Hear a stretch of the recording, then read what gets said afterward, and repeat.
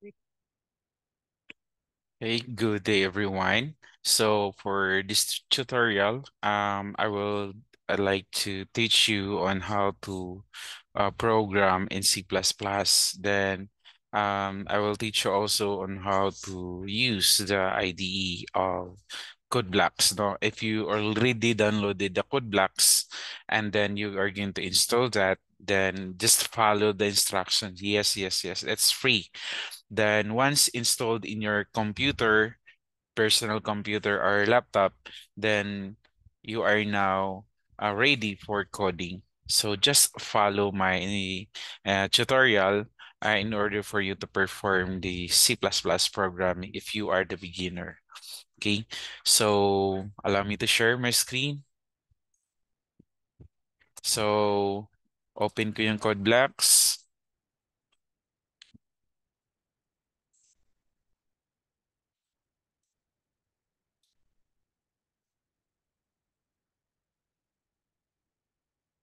Okay, so ito yung code blocks na ano ko ginagamit at saka na-install ko na siya sa PC ko. So pag hindi ka pa naka-install, please install it and you can download the code blocks at their website and then it's free. Wala pong bayad po yun. So install mo lang. So first thing we are going to do is just to open a file. Okay. So then click the file and then new and then click the empty file. So once you click that, you are now ready for coding. So makikita ninyo dyan, untitled 1 pa lang siya. It's because hindi pa natin na-save. So magsulat tayo ng basic syntax in the C++. So in C++, you can start writing using this include, no? So sign number include, and then list the IUstream, okay, and then using namespace,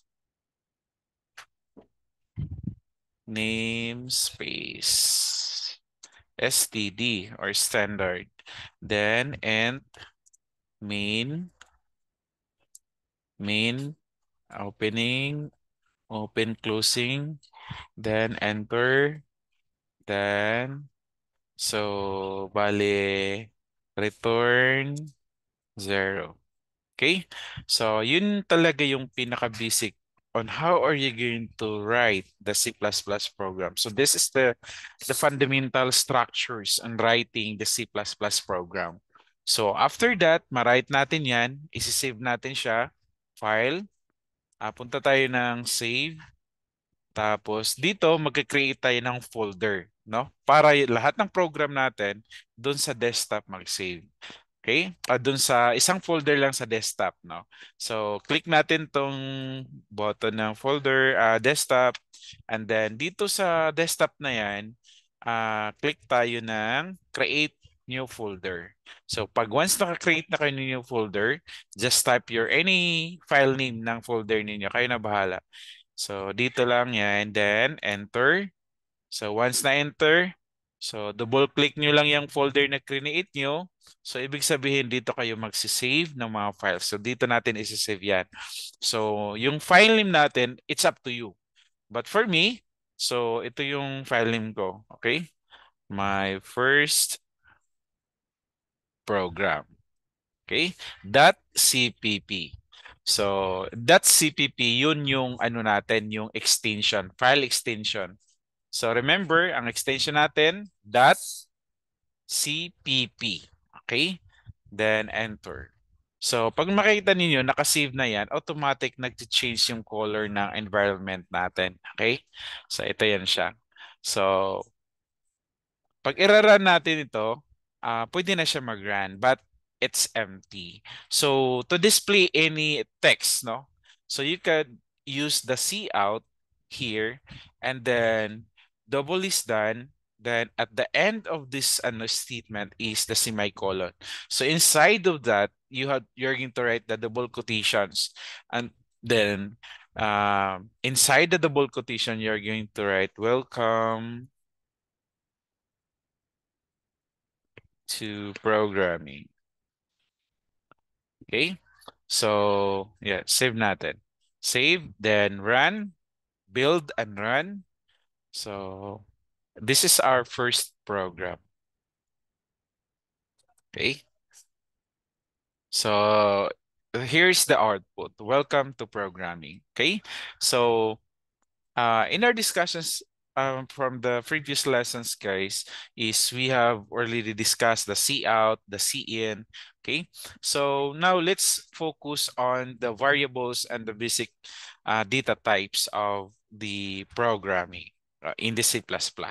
So I would like to start with the variables. Okay, so yung variables natin, guys, there are basic variables na ginamit namin, yung mga types, data types natin sa ano, yes, we have what we called string, integers, okay? So we have also char, okay?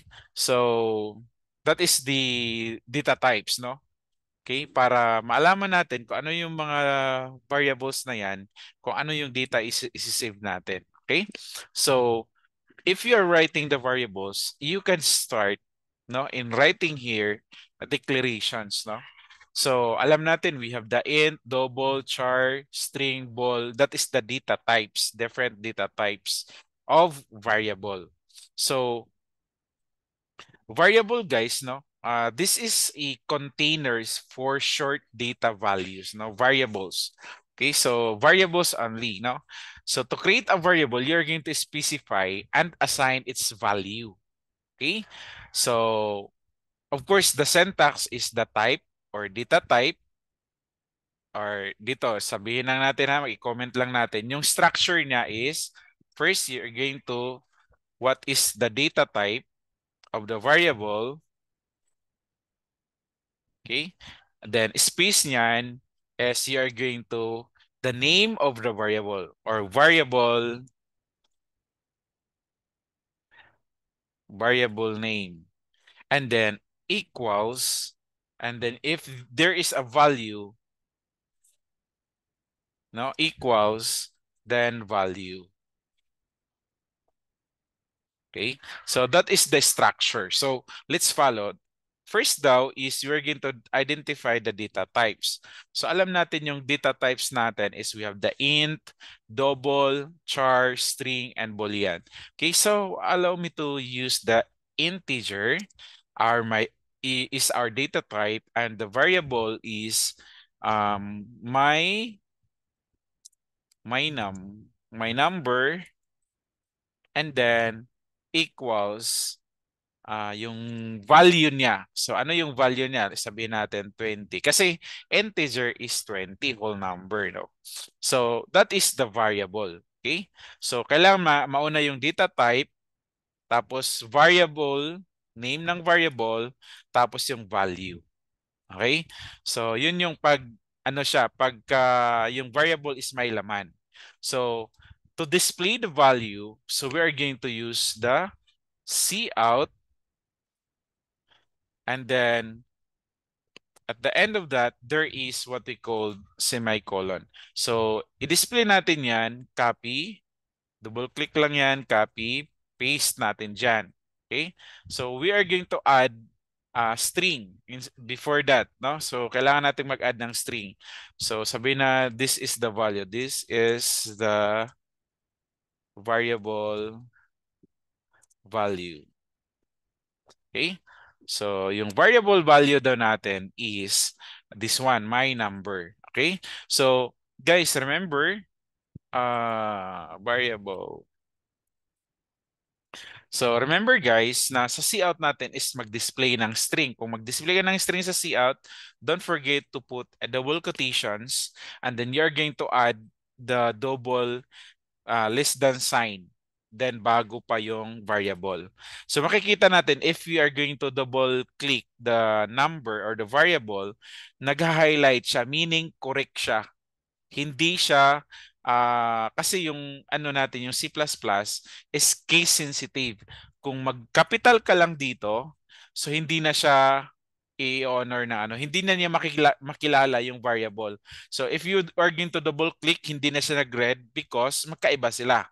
There's a different meaning on that.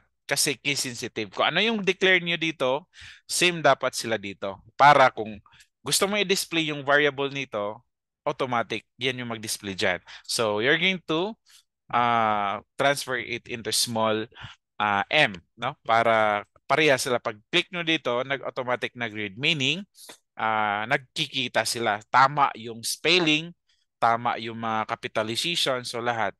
So, let's try run this simple code. This is to demonstrate on the the variables and how you're going to display the the value of the variables and declaring the variables. Okay? So, run. So, so makikita natin, sabi niya, this is the variable value 20, which is correct. Di ba? 20, my number is equals to 20. So, that is how are you going to display the number. Okay? So, you can use any, sabihin natin dito, okay? Maggamit tayo ng, let's say, double. Okay? Double. So, my double equals so 30.2. Okay? So damihan natin. So we have the char. So my char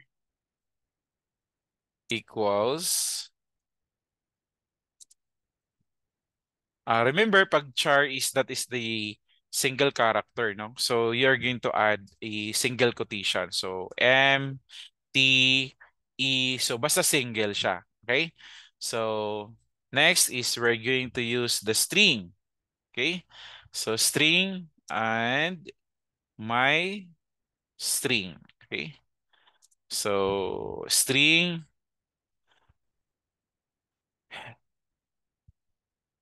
this is string. Okay? So what else? We have ball, no? Ball, and my ball equals true or false yung value niya. So let's say true. Okay? So true. So i-display natin yan. Each of this variable, i-display natin using cout. So copy lang natin yan. Copy.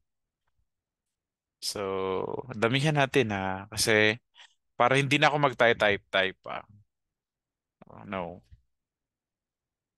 Ilan yan? 1, 2, 3, 4, 5. 5. Yes, 1, 2, 3, 4, 5.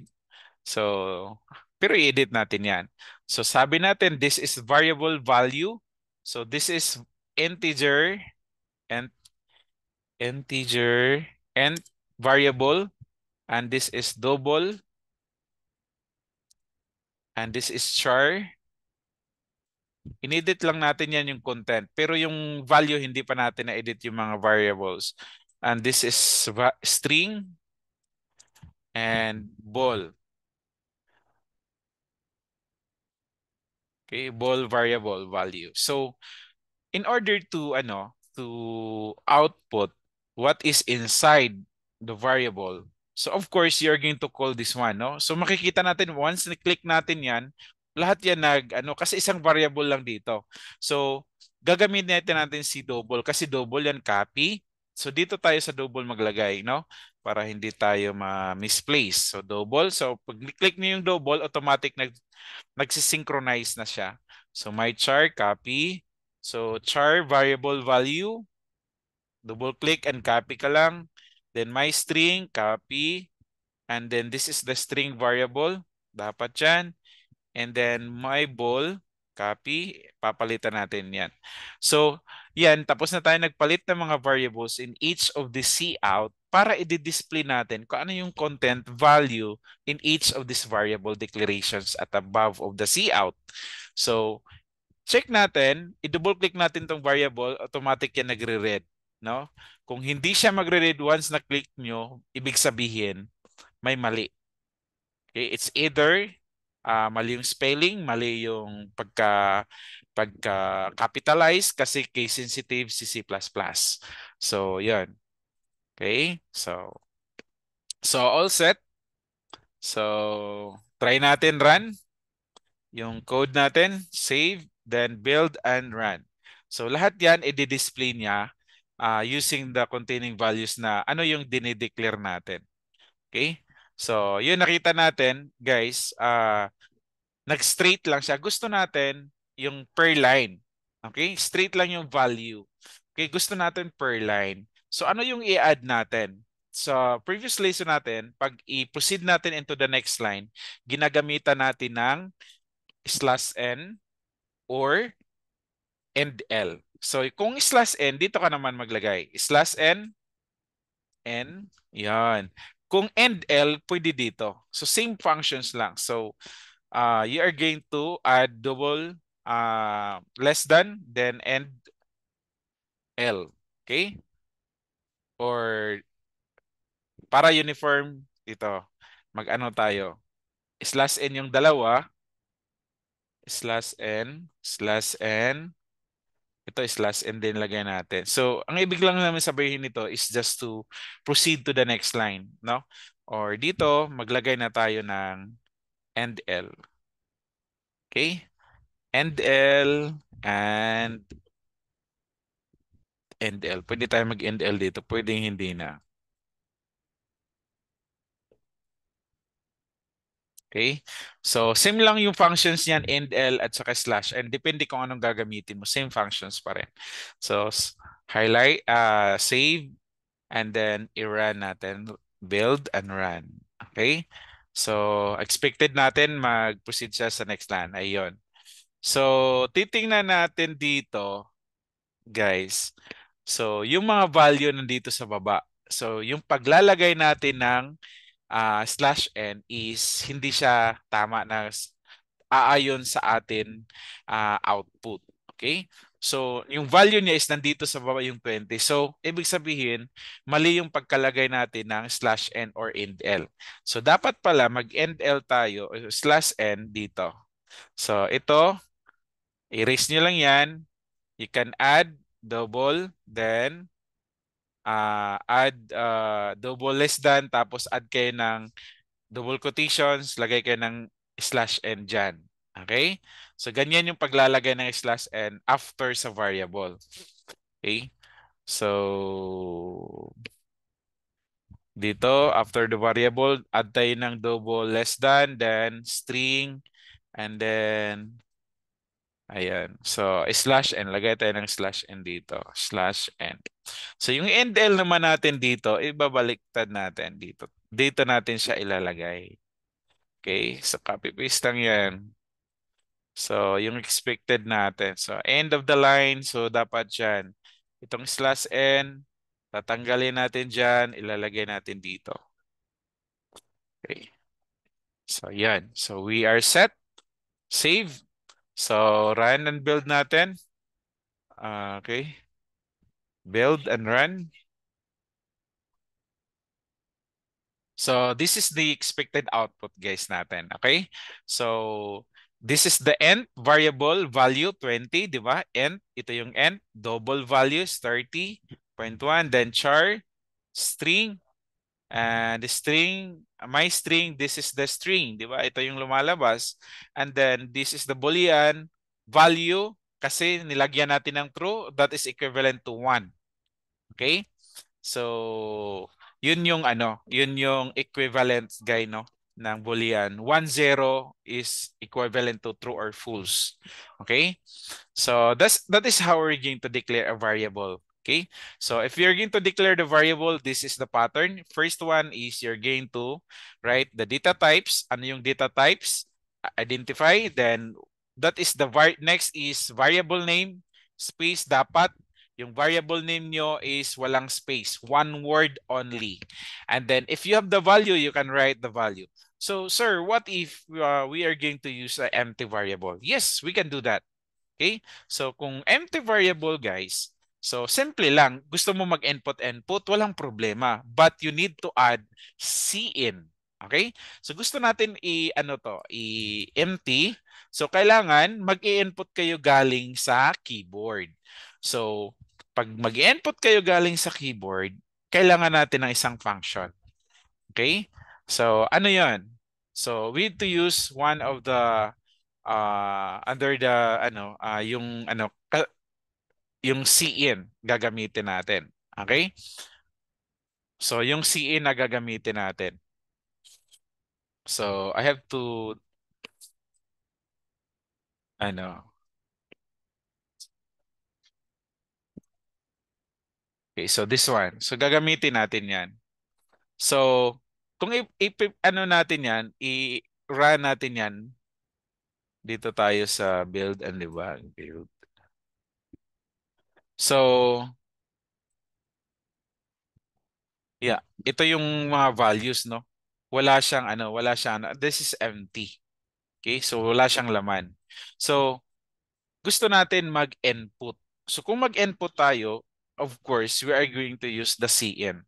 So you're going to add the cin, then greater, double greater, and then use the variable, di ba? So ano yung gagamitin nating variable? Okay? So yung gagamitin nating variable, of course, this one. Copy, then i-paste natin yan. Okay, so ito, tatanggalin na natin to kasi magdi-display lang siya. So hindi natin dyan i-display. Okay, so erase natin yan. Erase natin yan. So ito na lang yung matitira. Okay, so dito tayo sa next, cin pa rin. So cin, and then, ayan. So, oops. Yan. Cn, then double greater than. Ito yung i-add natin, guys, in each of the cout natin. Okay? So, each of the cout, lagyan natin yan para, ayan. So, yan. So, Boolean variable is, sabihin natin, 1 or 0 yung input niya. Okay? So, 1 or 0 ang i-input niya. So, dito, this is correct. So, ito lang yung i-erase natin. Copy. Ilagay natin dito sa cin yung variable kasi kung ano yung tinatype mo, yun yung may laman. Okay, so, ah erase lang natin to. Erase natin to. And this is my char. So, dapat input my char. Okay. So, next, my string. And then, erase natin to. And then, my string. Yes po, sir. Oh, oh, ano? Thank you, sir. Oo. Oh, sakto na. Thank you, thank you. Okay, so next one here is we're going to use the ball variables here and put it here. My ball and then erase this one part. Okay, so ayan. So mag-input na tayo, no? So but to become more meaningful, the program, of course, you're going to revise, no, the output, like this is the variable, no. So dapat ito gagawin natin, this is the what we call this one, this is, please enter, sabihin natin, enter and value, na, so meaning integer value, di ba? So integer value, so please enter double value. Okay? Para meaningful. Kasi mag-input tayo sa So, para mas detailed yung natin, yung program natin, kailangan tayo pa lang nagko-code, hindi na malito yung gumagamit. Please enter char value. Then enter string value. Hindi na variable. Tanggalin natin yung variable. Mga value. I-enter na lang niya yung mga value sa string. Next is enter ball value. So, ano yung value? That is 1 or 0. 'Di ba? Yun yung input niya, 1 or 0 input niya. So, ito, naghihingi pa siya, no? So, let's run. Okay, so yun, sabi niya, please enter integer value. So, integer, next double is 10.4, 110.4. Then, char value is D, string value, hello. Okay. Then ball is 1. Okay? So that is the nag-enter pa lang tayo. So we need to display those values na ano yung in-input natin, yun yung i-display din niya kung tama ba yung ginagawa nating program. So gusto natin i-display ulit after natin yan kasi nag-i-input lang siya without the display. So we need to write a summary. So summary, I have to write the cout here, cout, and then sabihin natin dito, no, para ano lang. So this is the summary. Okay, summary. So we need to add another cout here to give space, no, dun sa program natin. So cout, then I have to add /n, no? So pwede ka mag-double /n para mas ano, para para dalawa yung space no before yung summary. So dito sa summary natin, i-display natin. Okay? So si cout, of course ito si cout the value. So copy natin yan cout na yan sa taas. So cout the value, the integer value na lang, no? Para mas madali. The integer value. So, copy natin yan. So, yung mga values na ilalagay natin dito. Okay.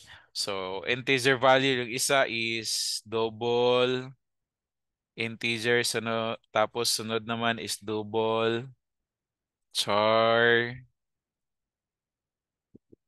then string,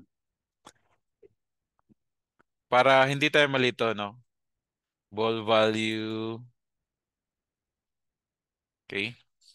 So, dito, sa ano natin, so, kailangan natin i-display. So, dito, pag mag-display kayo, of course, you're going to add, kung ano may in-input na sa taas, you're going to add a variable here. So, to add a variable here, of course, you're going to add a double less than. Okay, double less than. Then, first is my num. Okay, so, lagay nyo dito, my num. Then, next, add. Then, mag-add. Ganyan mag-add, ha. So, para mas mabilis yung coding.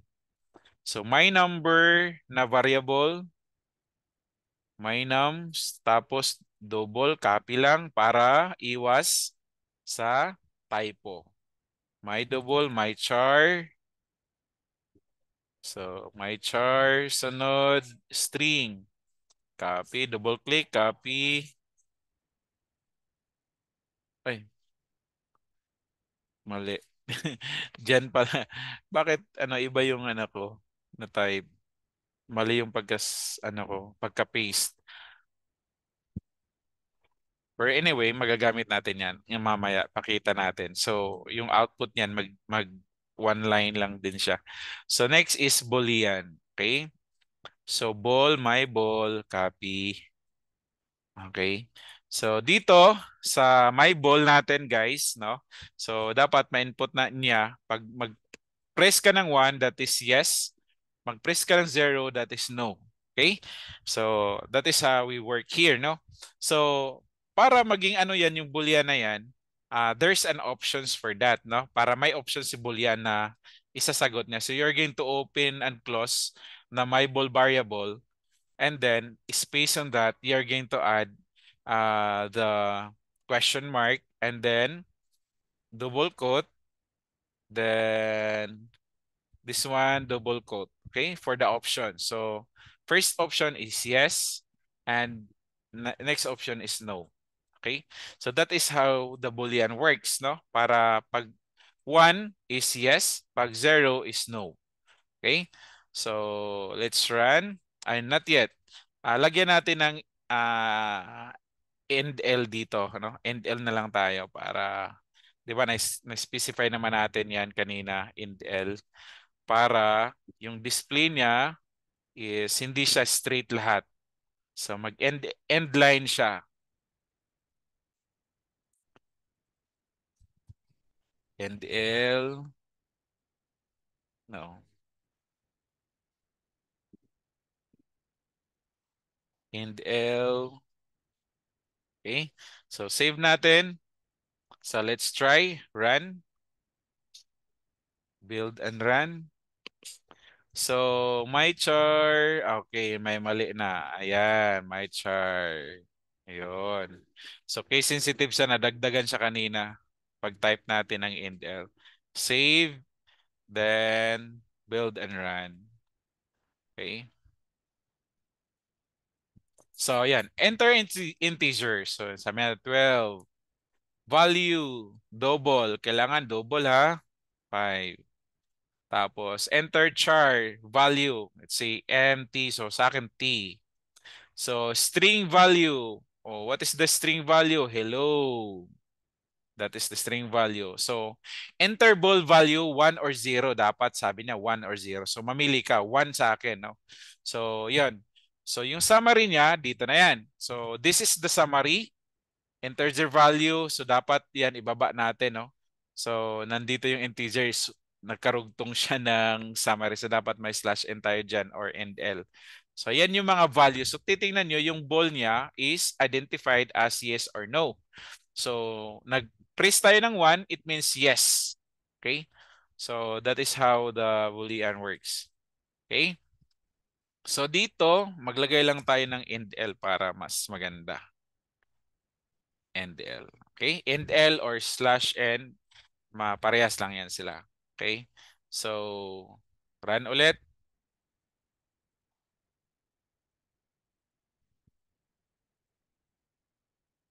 Okay? Integer value, yung double natin, 4.5. Char value is T. And then our string value, hello. And Boolean is 0 na naman. So, titingnan natin. So 'di ba pag 0, pinipili niya is no. So, this is the summary. After natin na mag-create, na mag-display ko, ano yung ini-input natin sa taas, dinidisplay lang natin sa baba. Okay? So, this is how we are going to use the variables, correct declarations of variables, and the syntax, especially in naming the variables. So pag sa naming kasi ng variables guys, importante is, pinaka-importante ilagay nyo sa isip nyo is that dapat yung name ng variable natin is meaningful. So meaningful, titingnan mo may double, double. Di ba? Kasi alam ko, ito yung double pala tong value na yan. No? Meaningful dapat. Okay? So that is how are we going to use the variables, no? And then input the types, input the different data types, no, from the keyboard depende sa anong hinihingi niya. Okay? So now, let's proceed to the basic mathematical operations, no? So, ano ba yung mga mathematical operations? Okay? So, one of the examples ng mathematical operations or mga arithmetic operations, that is plus, minus, divide, Okay? So dito, gagawin natin dito itong code na to. Gagawin natin dito i-ano ko lang siya. Parang i-ano ko lang, i-hide ko lang siya. So I have to start. This is the multi-line comment. So forward slash asterisk. So nako-comment siya lahat. So I will terminate the comment here. So I have to add asterisk then forward. So meaning, bumalik na ako sa normal. So titingnan natin yung code, guys. So okay lang yung sa akin, hindi siya nasira, no. Ang ano lang dito na hide, meaning i-ignore ni ng compiler ito na hindi siya basahin. So ginawa ko to, guys, para hindi siya ma-erase, no. So para dito lang ako sa baba magko-code. So another here is i-perform natin, guys, yung basic operations ng mathematics, arithmetic. So we need two variables, no? First number and second number. So first, to declare the variable, of course, dito sa atin, is first is ito yung pattern natin, di ba? So ito yung pattern natin, guys. So, meaning kahit anong i-input mo sa keyboard, yun yung i-operation niya. But this one, disregard natin to. Okay? Kasi nga there is a value sa variable natin. So, kung walang value ng variable natin, ito lang, hanggang dito lang tayo. Okay? So, first one, I have to declare an integer and then first number.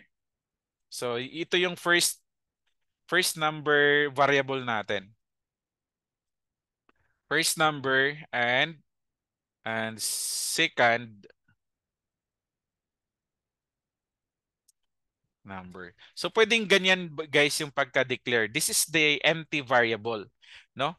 Kung parehas naman sila integer, you can declare like this, or pwede naman siya ganun. Pwede naman siya ganun. But again, same lang sila na data type, so why not i-one line lang sila by adding comma. Okay? So, first number and second number. So, yung purpose natin dito, guys, sa second demonstrations natin is that i-ano natin,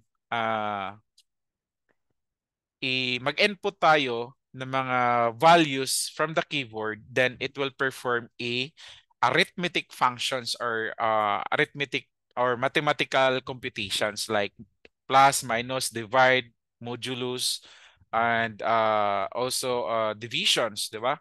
So, ano ba yung mga signs na yan? So, dito i-discuss natin. So, first one, guys, sa program natin is nag-declare tayo ng empty variable, integer lahat yan siya. Okay, so, of course, first one, if we are going to run this, so kailangan may note tayo. Pag run natin, okay, so we need to use a cout just to give the users informations on what to do. Okay? So, sabihin natin, please enter your first number.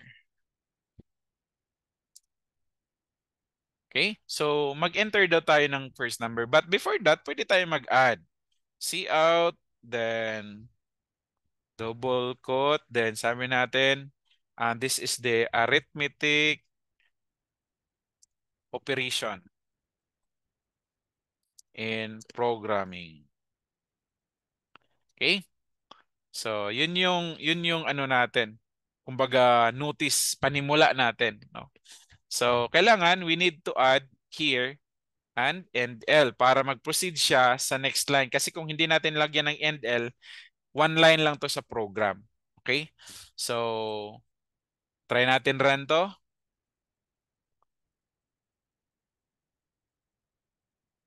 Okay, so yan na. So arithmetic operations in programming. So please enter your first number kasi wala pa tayong CN kaya yung cursor niya nasa baba. So that means that is the end of the program. So successful yung programs natin. So we are going to add a CN here. CN and then double greater, and then we are going to use semicolon.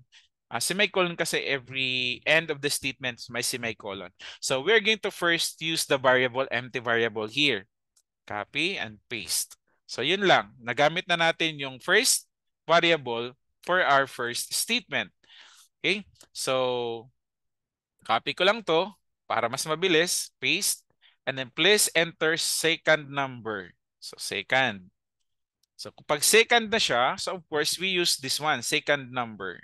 Okay? So, paste. So, pag double-click ko yan, tama yan kasi nag-red. Pag double-click ko ito, tama yan kasi nag-red din siya, yung declarations natin. So, it means this is working now. Okay? So, pwede na tayo maka-input dito. So, run natin ulit para masubukan. So, ayan siya. Arithmetic, please enter your first number. My first number is 10. Tapos, second number is 10. So, makita natin wala tayong display, wala tayong operations, no? So, wala tayong operations dito. Di ba? So, kasi nga, naghihingi lang tayo without any operation. So, to do that, of course, kailangan natin ng operation. Okay? So, merong iba't ibang declarations ng operations. Either mag-add ka ng variable for sum, mag-add ka ng variable for divisions. Meron namang diretso. Okay? So, yung diretso natin, diretso lang natin sa cout. Okay, dito. Copy natin yan or hindi na tayo mag-copy. Dito tayo, cout, then ganyan, and then what is the operation first? So, first number plus second number. Okay? So, that is the mathematics operations. Okay? So, that is the output. No? So, lalagyan natin yan ng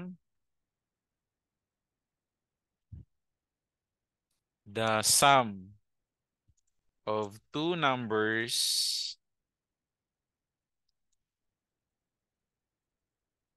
Okay? So, yung operations natin nandito lang. Okay? Direct operations yan. Kasi yung variable pina-plus mo, magiging output. So, try natin to. So, run and build. So, 10, 10. So, ang output niya is 20. Okay? So, 20 siya. Kung ano yung ini-input mo, yun yung ipa-plus niya. Okay? So, lagyan lang natin to ng dito. Parang ganyan para naman may spacing. Okay? So, that is the is in one way on how you're going to use the operations, no? So, mayroon ding isang declaration na you're going to add here operations, no? So, you're going to use sum. Okay? Pwedeng ganyan, sum. So, yung sum na variable, gagamitin mo yan dito. So, sum equals first number equals plus second number. Okay? So, those yan. And then ito, of course, i-hide natin to ha. I-hide muna natin yan kasi iba yan. So, dito, ang gagawin mo dito si sum na. So, ngayon, cout pa rin siya. Cout, then, ganyan. So, inside that is you have your sum. Okay? Sum, variable, then pwede mo siyang sabihin tulad ng kanina, ganyan, and the sum of these two numbers, copy, paste mo siya, then is like that. Okay? Pero same output lang siya. Same output, same, kaya lang magkaiba yung pagka-declare niya, no? Pagkasulat. So you can use that as depende yan sa iyo. Pinakita ko lang yung scenario. So, yun, same lang sila. Okay? So, 10, 140 is equals 154. Okay? So, ganun din yan, no? So, let's make it simple, no? Parang wala na dito, tanggalin na lang to. So, pwede kayo mag-division, division din yan. Pag subtraction, subtraction din yan. So, ganun yung mga yung pwedeng gawin dyan. no? So, kayo na bahala mag-explore niyan yung isang paraan at saka yung itong paraan na to. So, ito yung pangalawang paraan is you're going to declare a variable sum para magkaroon kayo dito ng formula na sum. So, kung division, of course, you're going to divide the number, di ba? So, sige, dito tayo. Ito, i-perform natin, tapusin natin to. Okay? So, sum, division, division, subtraction, 'di ba? So ito yung dalawa. So gagamitin natin 'yan una. So may dalawang variable tayo, 'di ba? So copy paste lang natin 'to. Copy, paste. So of course maglalagay tayo ng ano dito, and L. Okay, para hindi siya mag one line lang yung output. Okay? And L. So of course, ano yun?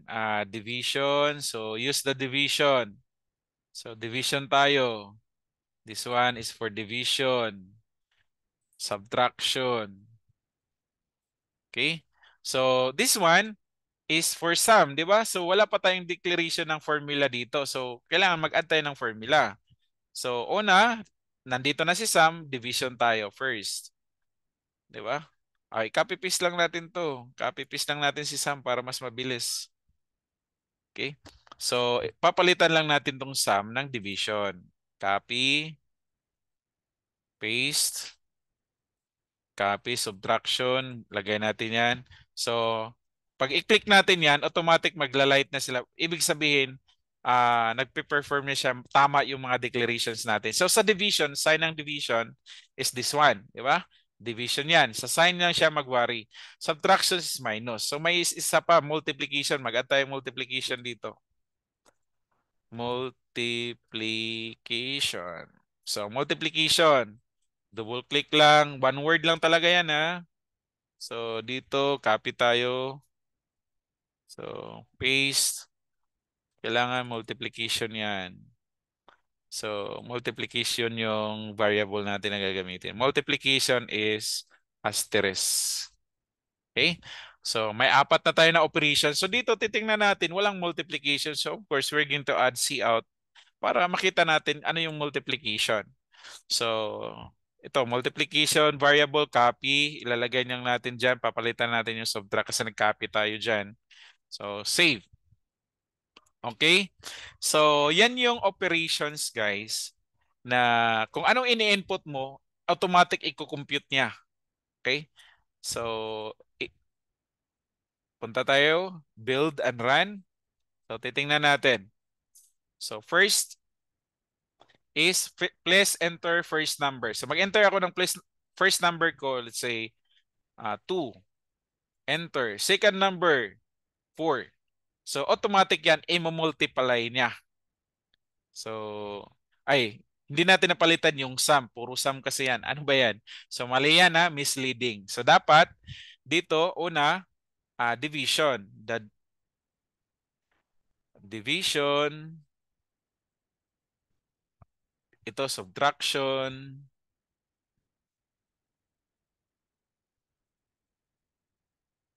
multiplication, hindi na sum, di ba? Misleading kasi yon. Multiplication of two numbers. Okay, save. Run natin. Run and build. Okay, so first number, sabihin na natin ulit, 4. Next numbers, 5. So, yun yung sagot niya. So, the sum of two numbers, 9. The division of two numbers is 0, of course. The subtractions of two numbers is -1 kasi malaki yung 5 kaysa 4 kasi nauna yung 4 bago yung 5, so higher, so -1. Kung i-multiply natin yan, that is 20. Okay? So that is how the simple arithmetic works, no? So how it works. So kayo na bahala kung gagamit kayo nito na pagka-code or you can use this kind of code. So depende yan sa inyo. Basta na ito lang is na iba yung declarations, 'di ba? Dito itong ano, hindi ka na nag-create ng variable. Pero dito, nag-create tayo ng variable kasi kailangan natin sumulat ng formula. Okay? So ito yung mga formula. Ito 'yon, formula. Okay? First name, nag-vary siya sa sign. Okay? So what about modulus? Yung modulus is dito, add tayo ng modulus. So modulus. So modulus, that is the quotient, no? So you're going to add here modulus equals. So modulus 1, 2, 3, 4, 5. Okay, modulus, that is the percent sign. So percent sign, that is modulus. So dito, add kayo ng cout para sa modulus. So the modulus of two numbers. So copy nyo itong modulus, copy, lalagay nyo dyan, numbers. Okay? So run natin ulit.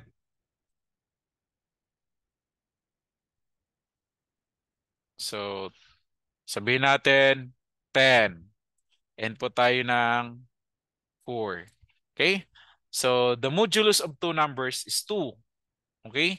Yun yung ano, kasi kung i-divide mo ang ano, i-multiply mo ang 2 times 4 times 4 is 8. So yung remainder is 2. So yun yung remainder 2 sa modulo. So multiplication 40 at subtraction 6. Sorry, division of two numbers 2. Then the sum of two numbers is 14. So that's all, guys, about the variables and the basic data types and also the arithmetic functions. Okay? So yun siya.